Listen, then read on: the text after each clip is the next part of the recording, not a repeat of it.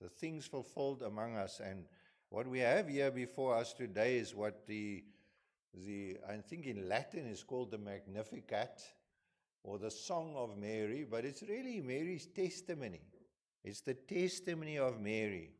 And it's interesting that Mary is somebody that grasps the attention of the world, not only the religious world, such as especially the Catholics and the Orthodox and High Anglicans, but also the secular world. And it's interesting that National Geographic, for example, which is not a Christian publication, in fact, they don't like Christianity very much, but every year, it seems almost like clockwork, they write certain articles about Mary. And it's interesting, this year, on the 29th of September and the 12th of December, in the editions of National Geographic, there were articles on Mary. And some of the facts that they present are unfortunately incorrect. And some of them, I'll just name some of them just to, maybe you're not interested in this, but just to name some of the so-called facts that they represent. One of the things they say is that Mary's parents were Joachim and Anna. And according to the Catholic, the Orthodox, and Anglican traditions, that were the names of Mary's parents. However, you don't find these names anywhere in the Bible, and they actually come from what is called the Infancy Gospel of James, which was written around 145 AD. It's an apocryphal gospel. In other words, it's not James who wrote it, it's somebody who used his name, and they wrote this in this apocryphal Gospel of James, or the Infancy Gospel of James. The problem here is James, the brother of Jesus, was martyred in 62 AD. So he couldn't have been around in 145 AD. He was dead for nearly 100 years already. So he's not the writer. And it's actually interesting that Luke's Gospel tells us the name of Mary's dad, and he's called Eli. His name is Eli, and that's a story for another day. Another very popular doctrine that they have is, especially among Catholics, is the Immaculate Conception of the Virgin Mary. Now, this idea was that Mary, because she was going to bear Jesus, she couldn't have original sin. Because if she had original sin, she would transfer it to Jesus. And so God, through some miracle, He erased her original sin. The original sin is that which we inherit from our first ancestors, from Adam and Eve. And so that's the idea of the Immaculate Conception of Mary. She had no original sin. Another one that you may have heard, and it's actually in the Rosary that they pray, Hail Mary, Mother of God. She's called the Mother of God. Well, Mary is not the Mother of God. Jesus, the baby in a womb, existed for all eternity. And the Greek word that was used by the early church is Theotokos. It's the God-bearer. She was the God-bearer. She was not the Mother of God. She was simply the instrument or the vehicle through whom God decided to bring Jesus, the baby Jesus, into this world. Jesus, who existed beforehand and added to his divine nature a human nature. And so she is the God-bearer. I hope these things are interesting to you. It's very interesting to me to hear this, because I hear these words and I think, what do they mean?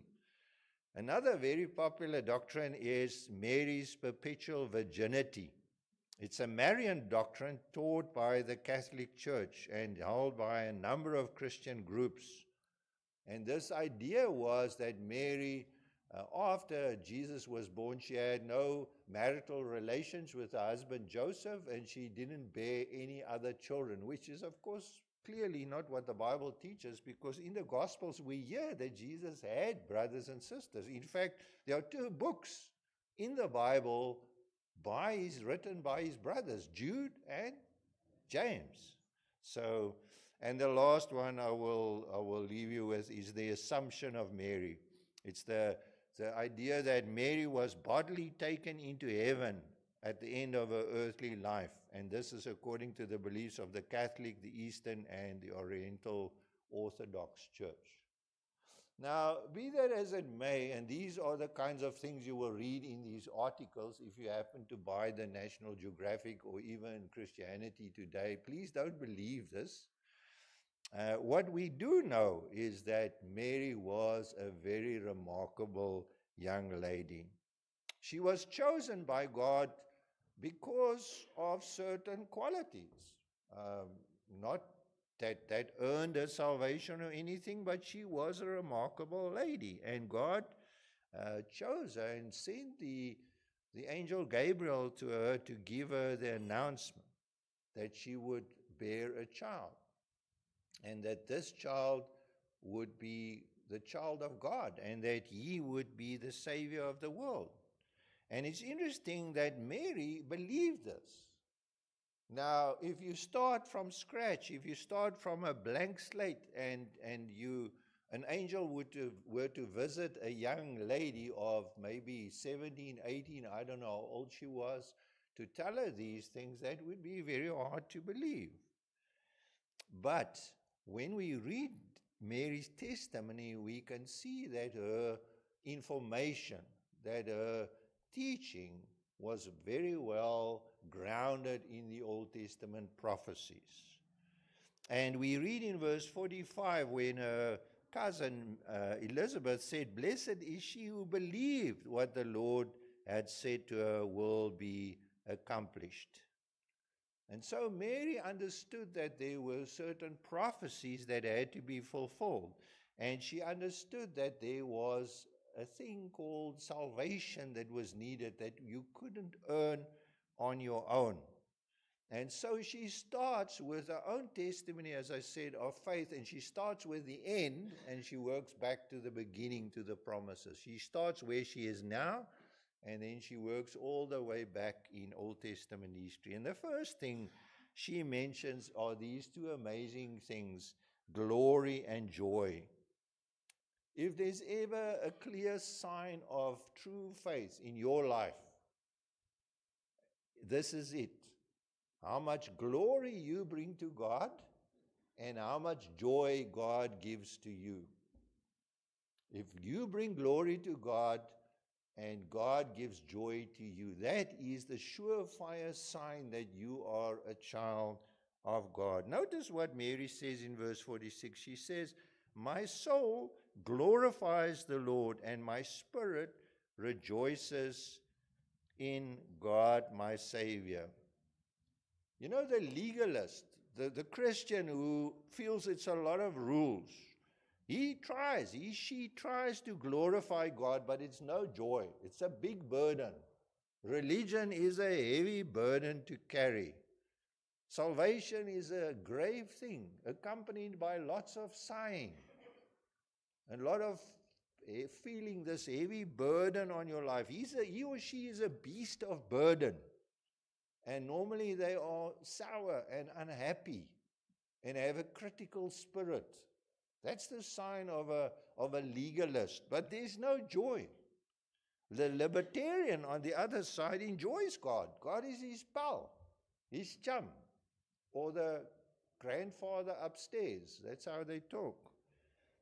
Although, accompanying this, there's no regard for God's holiness. There's no concept of sin.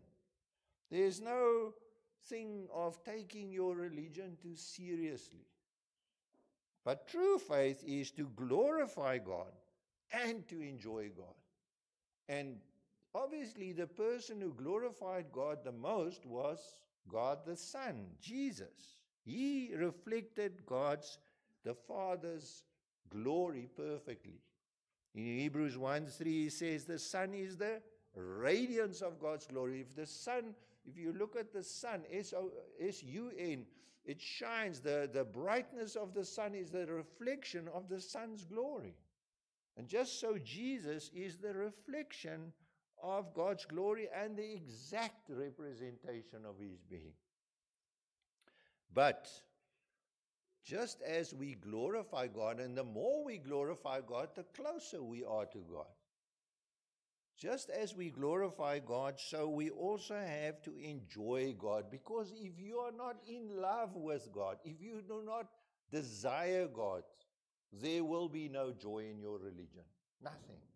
It will be, as I said, a big burden. You will take shortcuts in your Christian life, in your Christian walk, in your devotion, in your Christian service. You will give God the very least. And I love this Psalm 34 verse 7 that says, delight yourself in the Lord, and he will give you the desires of your heart.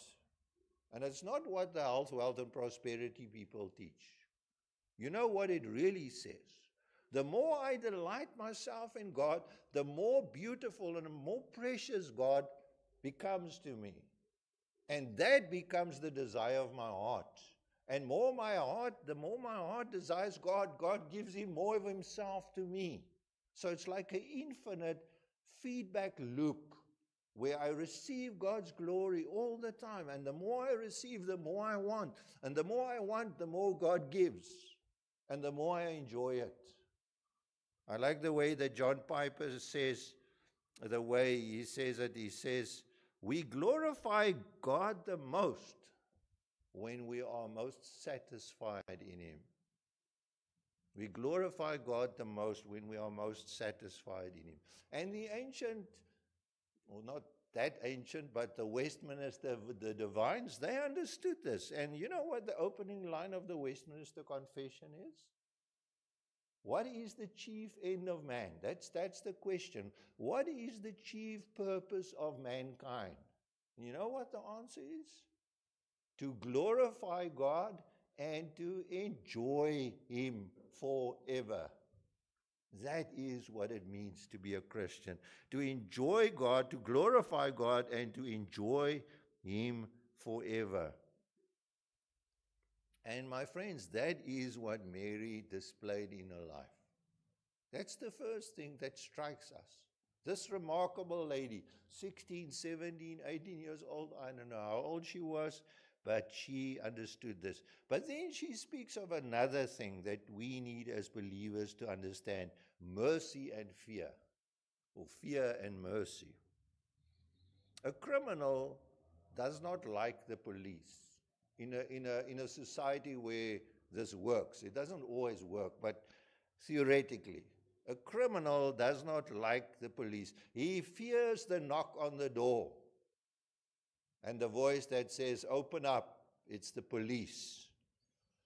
Because he knows in a world where justice is the order of things, then he will meet his just deserts. And there is no expectation of mercy, because he will end up in jail, and then he will end up before a judge, and then he will end up in prison. And that's how it's supposed to be. But notice how Mary looks at this. As a believer, she says God's mercy extends to those who fear him. We fear God. Christians are supposed to fear God. We are to fear God, but something that tempers this fear we have of God is the fact that God is merciful. God is merciful. Merciful to those who believe in him. Notice that fear has two aspects. The first is that of justice. Because God is holy, he has to meet our justice. Who of you, we never want justice for ourselves. Let's make that clear. We don't want God's justice for ourselves, because then we would be in trouble. But we do want God's justice against evildoers, really bad people, like Pol Pot or Mao or Stalin or one of these people. We want God to let them get their just deserts. And so we pray for justice against those. And Isaiah says, the Lord of hosts is the one you have to regard as holy. He's the one you are to fear and to dread. If God is holy, we have to fear and dread God because we are not holy. We are sinful beings. And if I, as a sinful being, stand in front of God's glory, I am in trouble. And therefore, in that way, I have to fear God. I have to dread God. Now, the unbeliever constantly lives in this state of relationship with God. Or you will get the libertarian who downplays God's holiness and God's justice. Or you will get the person who is an atheist and he works long and hard to condition his mind not to fear God. Or he just says, God doesn't exist. And that's what the unbeliever does. And the mocker, because he is scared of God, he hates God, he will mock God. It's like when you're walking through a graveyard at night, what do? You whistle. It makes you feel better. Okay, that's what you do. I wouldn't advise it in South Africa, but you whistle when you walk through because that makes you feel better. And that's what the mocker really does. It's like that little dog, you have the big dog and the little dog. He's the one who stands behind the wall, behind the fence, and he will bark the loudest. But you and I understand the need for justice. If your son or daughter is killed in a violent crime, you expect the judge to mete out justice. And you can think of how many young people, young girls, especially in South Africa, have been killed in the past few days. I've just read about a young man who killed his father and mother and sister there in the northern parts of South Africa, and he's received parole. He's received parole after killing 3 people and raping his sister. So that is not justice. That's not what we want. And so we don't want that. But there is a fear that we have as believers toward God. Not that God is going to judge us or God is going to do harm to us, but just that God is dangerous. You know what is one of the names of God? The fear. The fear. Jacob, while he was still an unbeliever, he saw how his father, Isaac, approached God. And you know what? When he was pursued by Laban, what did he tell Laban? I will swear an oath in the name of the fear of Isaac. He didn't have that fear in that sense, but he saw his father, and he called God the fear of Isaac. And fear means reverence and awe, to stand in awe of him, to revere him, to strive after what pleases God. And that is the sphere which the child of God operates in.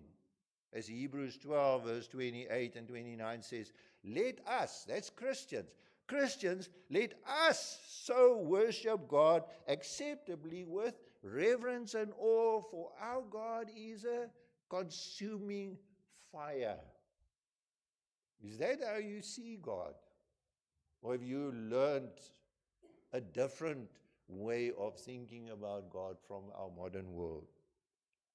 There's a good side of the fear of God, is that as a believer, although I fear God, I can expect God to be good to me. And nothing sums it up so well as Psalm 34. 4 times in the psalm, the psalmist calls on the fear of the Lord. Notice what he says. The angel of the Lord, that is Jesus, the pre-incarnate Jesus, encamps.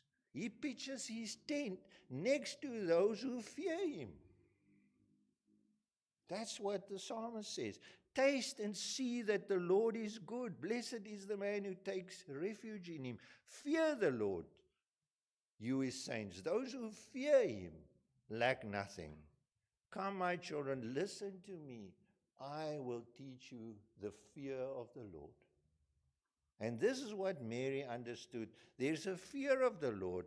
But she also understood that there is mercy. In verse 50, she says, His mercy extends to those who fear Him.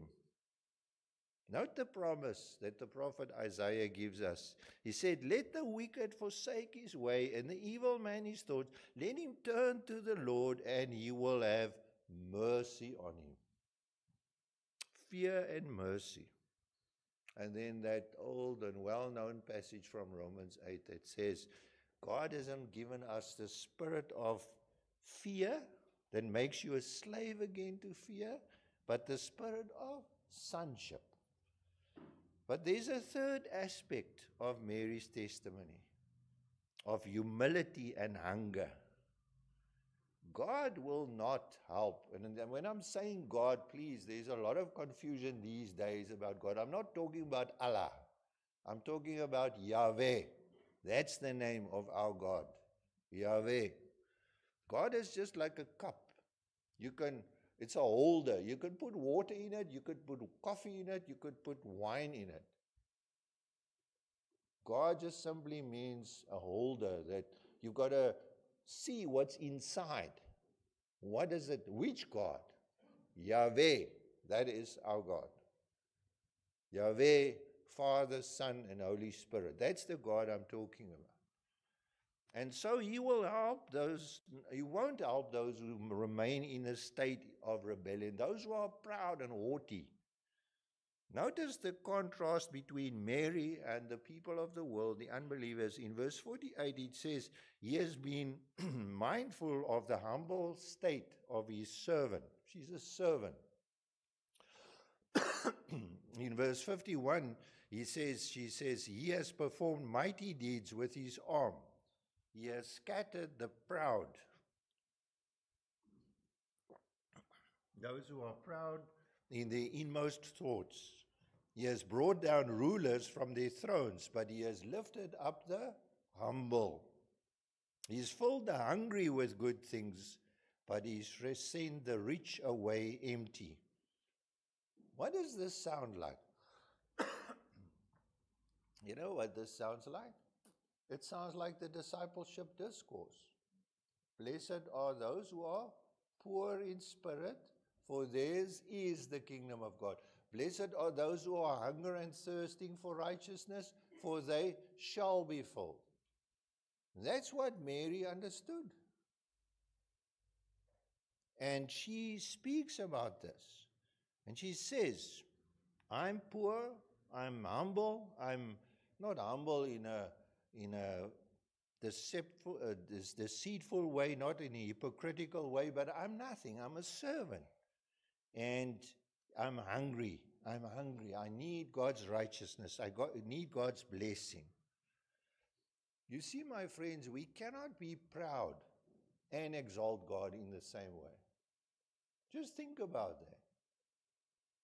If you do something great, remarkable, you get an A in the test, 80%, or you get your provincial colors, or you get that promotion.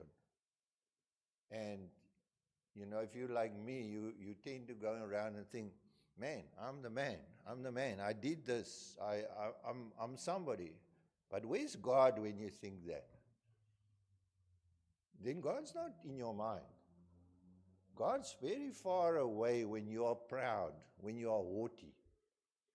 It's only when we are humble when God can work with us. Blessed are the poor in spirit, for theirs is the kingdom of God. In James chapter 4, he says, God opposes the proud, but gives grace to the humble. Humble yourselves in the eyes of the Lord, and He will lift you up. It was that chorus that we sang. Some of you may remember. I won't sing it, but humble yourselves in the eyes of the Lord, and He will lift you up higher and higher, higher and higher. And so it goes. So, my friends, this is what God wants from us. And this is what Mary understood. In Isaiah 57, he says, I lived, this is now Yahweh speaking, I live in a high and holy place, but also with Him who is contrite and lowly in spirit, to revive the spirit of the lowly and revive the heart of the contrite. When our children were small, there were these books by Richard Scarry, and they had these characters in Lowly and Huckle. Lowly was a worm, and Huckle, I think, was a bear, if I remember correctly. Was it? A what? A cat. And Lowly was the worm. So they were the heroes of the story, and they went on lots of adventures. So think of that Lowly, like a worm, but not a worm that God's going to squash, but compared with God's holiness and glory, I'm nothing. And God says, I live with those who are lowly and contrite in spirit. Contrite means to be sorry for the things you have done wrong. And God says again, He says, I'm the creator. Has not my hand made all these things? And they came into being. This is the one I esteem. Thinking of the universe which God has made. He says, you know who I esteem? The astronaut, Elon Musk. No, He says, the one I esteem is the one who is humble and contrite in spirit and trembles at my word. In Isaiah 66 verse 2. My friends, this is Mary's testimony. This is who she is. And now, as I said, she works back to where does all of this come from? And it comes from the promise or the promises of God. Remember, you can only glorify God and enjoy God forever if the two go together. The more you enjoy God, the more you will glorify Him. The more you will glorify Him, the more you will enjoy Him. The one cannot live without the other. For you to be able to do this, you need a godly fear. You need to fear God. God can do something to you. God is dangerous, but God is good. He's dangerous, as Aslan in The Lion, the Witch, and the Wardrobe, the lion. He's dangerous, but he's good. He can do good to you. And he does so because he has mercy on his children. And for this, to understand this, to put this all together, you need to be humble, have a poverty of spirit and a spiritual hunger to receive more of God. The question is, how do we know all these things are true? Because God had promised these things many, many years before. Even in Genesis 3 verse 15, He's promised that there will be a deliverer that would be born of the virgin, the seed of the woman. But the one that Mary is referring to is in Genesis 12 verse 3, where God made certain promises to Abram, and He repeated it to Isaac, and He repeated it to Jacob. That is the father she's talking about. Our ancestors, the first ancestors of the people of Israel. And He says to Abram, I will bless those who bless you, and the one curses you, I will curse. And in you, Abram, in your seed, all families on earth will be blessed. In Abram's seed, all families on earth will be blessed. And you know what that seed is? It's a singular male offspring. That's the seed of Abram. Galatians 3:16 says the promises were spoken to Abram and to his seed, meaning one person, and that is Christ. And that is what we have. And that's what Mary understood. She understood that Jesus was the fulfillment of all these promises. This boy that would be born, that was in a womb, or would be in a womb, was the fulfillment to this great promise to Abram and to Isaac and to Jacob, through whom all nations on earth would be blessed. And my friend, today I want to ask you, you can't start at the end or the beginning where Mary started, with the fear and the enjoyment of God. You first have to believe the gospel message, that Jesus is indeed who He said He was. That's the first step. And then your life will start changing. And you will desire more of God, and you will glorify God more. And I want to ask you today, honestly, is this your testimony today? I know we all look good when we sit in here. We had a shower, we put on clean clothes, we look nice and shiny and everything, washed our hair, brushed our teeth. But you know what? God looks here at the heart, and He sees what I can't see and what we can't see of each other. Is this what Mary spoke about? Is this me? Can I speak this testimony as if it's mine? Can I take Mary's testimony and say, this is my testimony too? And if not, you need to seek spiritual help, because this disease will kill you, not just in this world, but also in the world to come. If you do not deal with it, if Christ does not deal with it, you will not get away. And it's the most important thing that we can know and can decide in our lives, to listen to the clear testimony of Mary. Amen.